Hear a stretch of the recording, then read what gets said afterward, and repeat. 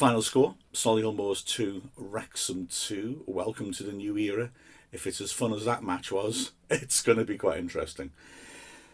Wrexham starting off in front of an absolutely magnificent capacity away end, made all sorts of terrific noise with a more solid looking 11 than we've been selecting in the pre-season friendlies. Out went McAlinden, who has been looking good behind the strikers in pre-season, and David Jones stepped up into the defensive midfield role, so stiffening it up a little bit. So Jordan Davis playing off the strikers, Luke Young being a number 8, Jones holding. And also at the back, Jamie Record coming in for Cameron Green certainly added more physicality, is suspected. The big call was in the centre of defence, of course. Wrexham have not finished compiling their squad yet, and there are numbers short at centre-back with Sean Brisley out injured, as was Rob Langton, and also with Harry Lennon not fully fit, although he made it onto the bench. So, Phil Parkinson, rather than put a makeshift centre-back in, gave a first league start to Max Cleworth in the centre of a three with Aaron Hayden and Tyler French either side of him. Now, this game, after should we say symbolic moment to start off this new era, where Paul Mullin shot from the kickoff, what a beginning that would have been. It broke into 4 very clear phases. The first 15 minutes, the rest of the first half, the whole second half until, well, say 85th so minute, and then the frantic conclusion. The opening period was not good for Wrexham. Solihull Moors really got at us. The pitch was wet, it was zipping around. Solihull, who played their last pre-season game before at the back, switched to 3 at the back. Whether that caught us out a little bit, I don't know. But certainly they were getting players into good positions, and our midfield, as we saw actually against Curzon Ashton last weekend, could retreat a little deeper and the centre of the pitch become quite empty. I think it might have been a consequence as well of our pressing. We were pressing quite a lot on the flanks. Now, if you don't quite get the timing of it right, or the personnel right, you could, of course, leave a gap in the middle. Certainly, we were getting exposed, and there were early opportunities, shooting opportunities, just from driving through the middle. And in the 3rd minute came a terrifying moment. This one actually initiated on the wing. Barnett on the right, Record showed him inside, which I don't think was a wise thing to do. Invited him to come in, so he did. Hit the shot. It was straight at Dibble, but horribly in the wet conditions. Just slipped through his hands, dribbled through his legs. And fortunately, Aaron Hayden was able to cover around the back of his keeper and clear. There were then a couple of instances where Maycock, the centre midfielder, drove through a pretty deserted midfield and really should have shot. One ended in Cleworth fouling Dallas on the edge of the area, but the free kick came to nothing. But these were clear warning shots from Solihull. They were forcing the situations where they could trouble us. Wrexham's first real moment of danger, apart from Mullin's party piece from the kickoff, came in the 10th minute. Mullin breaking down the right-hand side, pulling the ball back to the edge of the area. Jordan Davis scooping it over with his right foot first time. He had a bit more time than I think he realised.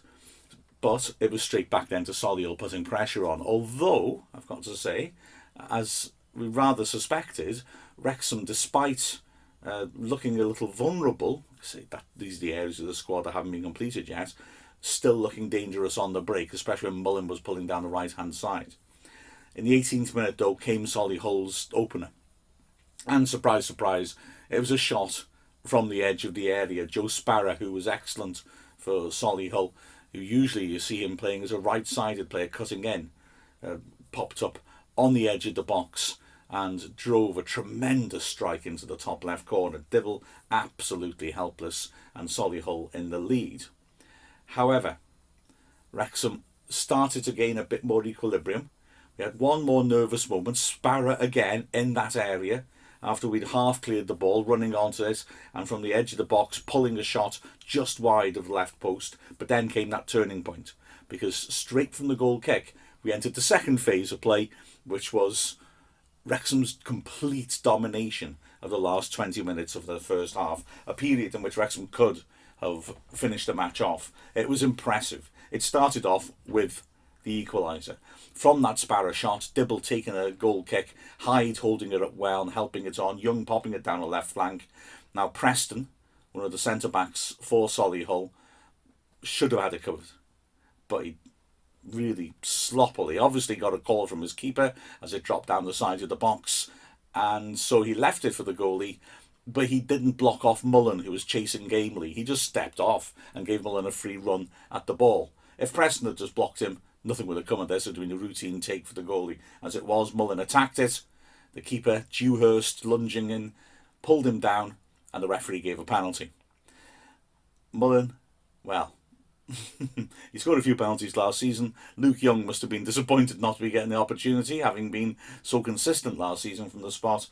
But the way Mullen smashed it into the roof of the net, well, he'll have a job getting that ball back off him now. And so Wrexham were level. And the change in the atmosphere was palpable. The whole arena, the crowd, the game, everything suddenly felt different. The Wrexham fans making terrific noise. The team really buoyed up by the equaliser and the support that they were getting, and the Solihull side suddenly looking a little bit rattled. And 4 minutes later, Wrexham were ahead in the grand manner. Hall Johnson putting the ball into the box. It was half cleared, and David Jones on his Wrexham debut, a man who hasn't played since the season before last, a man who hasn't scored for considerably longer. In fact, his last away goal came in 8 years ago. Attacked it with his weaker left foot and hit the most magnificent volley straight into the top left corner. A fabulous finish. It was an awkwardish height. It was borderline too high to volley, and yet somehow he managed to control it. A magnificent goal, and Wrexham were ahead, and for the rest of the half they pressed on looking for more. The closest they came was in the last minute of the half when Jake Hyde, he thought he'd scored on his debut. A good cross coming in from the right-hand side again from Hall Johnson, and a great diving header by Hyde, putting it into the net. But he was flagged offside. Hyde was livid, although I must say, that's something I quite liked about this performance. We've got a lot of players who'd give loads to the officials. We're going to be putting teams under referees under pressure, I think, this season. I've looked at the footage. It's impossible to tell. The camera angle that we were given was not on the halfway line, and therefore you can't see everybody who's in the box properly. He's way offside in terms of the defenders you can see in the picture. It could be that Solihull's defence had not lined up well, and there might have been a straggler who played him on, but it looks, what you can see, like he was off. Solihull had one chance in this period. Danny Newton, a high-profile striker that they brought in. Remember that welcome video which referred to Paul Mullen? He was hard-working but not threatening. But he did get in the ball on the left channel on one occasion, and from the edge of the box drove a stinging shot, which dibbled it well to get his hands up to and parry around the corner, front post rather, for a corner. Now, the next phase of play was pretty much all of the second half. And it's a peculiar one to talk about. I'm not quite sure how I feel about this. We clearly set out to control the game. We had the lead in a very difficult away match, and we clearly set out to prioritise keeping that lead. I don't think there's anything wrong with that, and we did it very, very well. However, I'm sure Phil Parkinson won't have been happy at the lack of threat we showed on the counter-attack, because we do look so dangerous on the counter. So basically the second half was a complete contrast to the first. The pace slowed right down. We were taking our time over restarts. There was a lot of slow passing. Solihull had a lot more of the ball than we did. But they weren't at all threatening. They were moving the ball around in front of us. Our defensive discipline was excellent. The only efforts they had in the normal second 45 were a couple of penalty box headers where the players never looked like they were able to get on top of the ball, and they headed it harmlessly wide. Not the sort of stuff that you're really going to remember. Wrexham did have some chances at the other end. Hall Johnson hitting in a cross which took a wicked deflection and could easily have found its way in. It just skimmed the bar with Dewhurst, the goalkeeper, scrambling after it. But there wasn't much going on really in terms of goalmouth action. In fact, until about 5 minutes from the end, the main issues, sadly, for Wrexham revolved around Reece Hall Johnson. Firstly, he picked up a astonishing yellow card. Now, the referee was erratic, Stephen Copeland, but this one was beyond belief. Wrexham had a set piece and were attacking. It was cleared to the halfway line. Sparrow raced after it with Hall Johnson coming from a different direction. Hall Johnson got there first by a good margin and put it out for a throw. And as he was in the air, Sparrow smashed into him and just chopped him in half. Now, my immediate reaction to that was I thought the referee was probably going to give Sparrow a yellow card and a last warning. That's how bad the challenge was. In fact, to be frank, I mean, the rules for a red card say, if you're out of control. Well, he was clearly out of control. He'd left the ground and just hurled himself in to Hall Johnson. So I expected a yellow. But if there was a red, I felt that Sparrow wouldn't have that much grounds for a complaint. The ref booked Hall Johnson. He booked Hall Johnson. It was flabbergasting. I had to look back at the footage to see if I'd somehow seen it completely wrong. I didn't.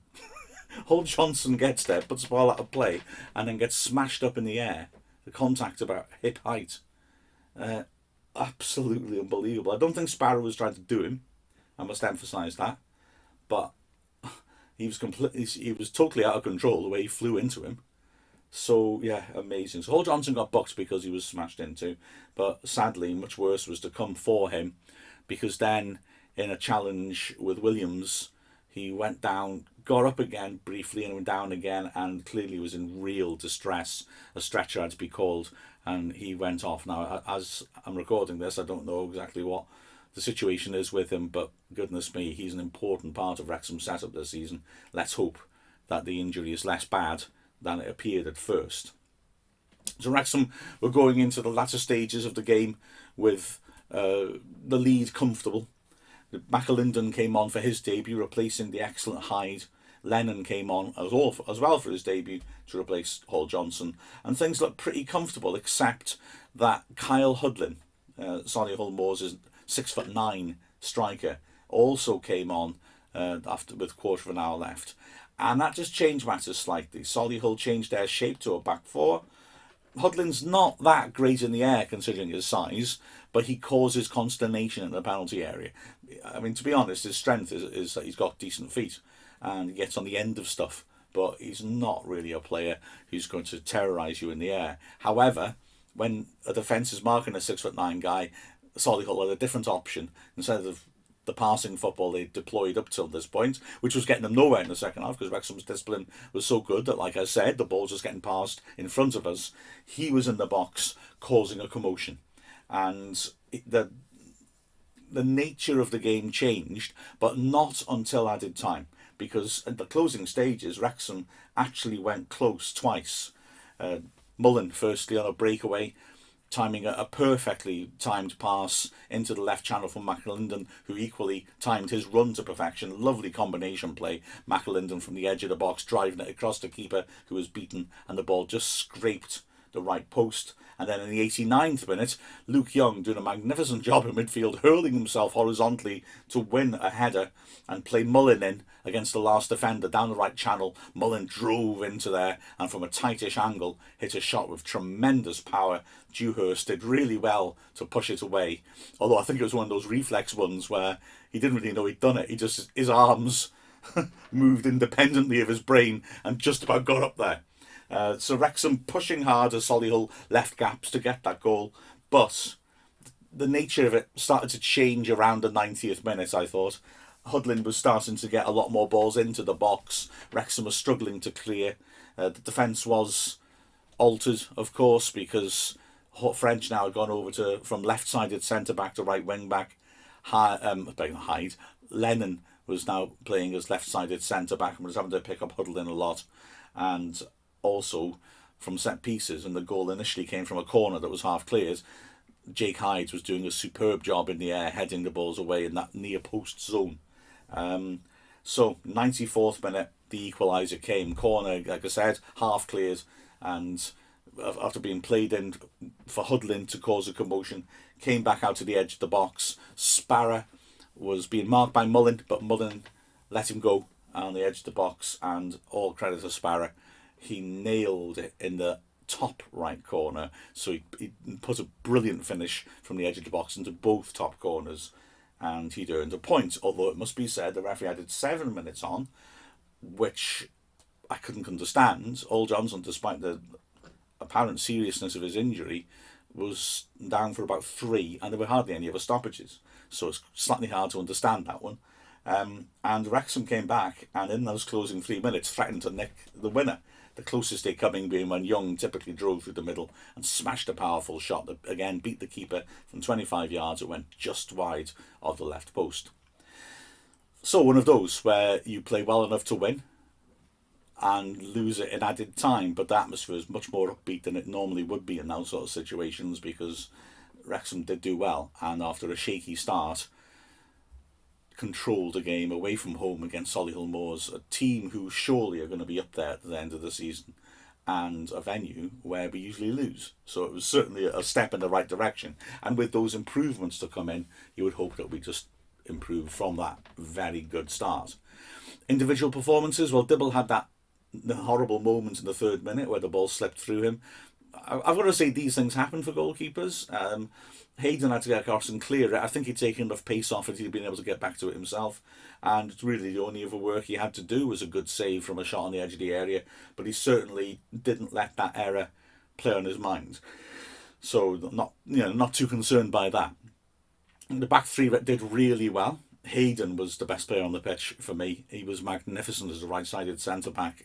So composed, so strong in a tackle. Like I say, Solihull have got a really good range of good strikers, but he was handling them comfortably. Players running at him, he just keep calm and tackle him. The best one coming on, Sparrow, he tried a few step overs and changed his direction, and Hayden just kept his eyes on the ball, engaged, and won it. In fact, it was such a good one, he stood back to admire his challenge and lost the ball. But anyway, he was rock solid. Near the end of the game, there was a good moment where a player got a head start on him, and he just eased through the gears and accelerated past him so smoothly. Hayden's a class act. The left-sided centre-back, French, we've never seen him play on the left of a defence before. Obviously, as a centre-back, it's different from being a wing-back, but he was deployed as a right-sided centre-back last season, and he again did very well. He was very sound, very solid, won plenty of his challenges. And massive kudos to Max Cleworth. He was selected in the middle of the 3, I probably assumed to protect him a little bit, and did very well. He also looked a little uncomfortable in the very early stages, but then everybody did, to be honest, and then grew into it marvellously. Handled things well, and big pat on the back for him. We've debated Cleworth quite a lot in the pre-season and exactly where we see him going this year, and the consensus has been a loan to our level would be quite good. Well, maybe he is ready to step up and do it this season, looking at that performance. Brilliant stuff from him. The wing-back, Hall Johnson, again, well, he did very well defensively. The first half, the commentary position's quite close to the pitch, and I had a good view of him handling players running at him, and he did very, very well. Boys, the left-sided wing-back for Solihull on loan from Sheffield United, is very direct and quick. Hall Johnson defended him really well and got forwards on a number of occasions. Let's hope his injury is not as serious as it looks. And on the other side, Record also did well, I thought, especially second half when he was behind quite a lot of the breakaways that we had, and had a solid match. Cameron Green's unlucky not to be selected. He's had a brilliant pre-season, but his time will come. And then the centre mid, well, Jones, of course, apart from that great goal, did add some strength and depth in midfield. And I must say that issue in the first half, the absence sometimes of players in central areas, was resolved, and the midfield trio did well to sort that out. Young, as captain, had an excellent game. he did really lead by example and showed a steely side when Kyle Storer, the ex-Wrexham player and Solihull captain, how can I say this without swearing, did a bit of naughty stuff with Young, and they ended up with Storer lying on Young. They got up and they were going head to head. Storer likes to intimidate, and Young was not having it, and it was quite good to see that show of strength. And then Jordan Davis, in the position he wants to play and behind the strikers, actually, funnily enough, in a creative sense, didn't have that much influence on the game, but did an awful lot of good hard work, actually stopping Solihull, who were a passing team, from building up. And so he did a good job for the team without sparkling individually. Sparkling individually, you say? Well, let's look at the strikers. Well, Hyde, actually, to be fair, put in a hell of a good shift for Mullen and the players running past him. I thought he was excellent, Hyde, really good target man, great strength, held the ball up superbly. I'm excited by him as an acquisition more now that I've seen him in combination with Mullen than when we bought him, to be honest. But yeah, he looked really good, held the ball up superbly. And then Mullen, well, admittedly, if he'd stayed goal side of Sparrow, he would have won 2-1 on that late corner. But the fact of the matter is, he's just a spark. He's alive all the time. He breaks off into those right channel areas and drives at the opposition. He can cut back and put a good cross in. Well, you're not going to be surprised when I say that he's clearly too good for this division. But I'm delighted he's playing for us. And then as for the subs, well, McAlinden got 20 minutes and looked good, looked lively, just sort of playing off Mullen slightly, but breaking ahead of him as he did with his opportunity to score. Showed some nice footwork, as he typically did in tight spaces in his own half to spark another attack. He had a tidy game.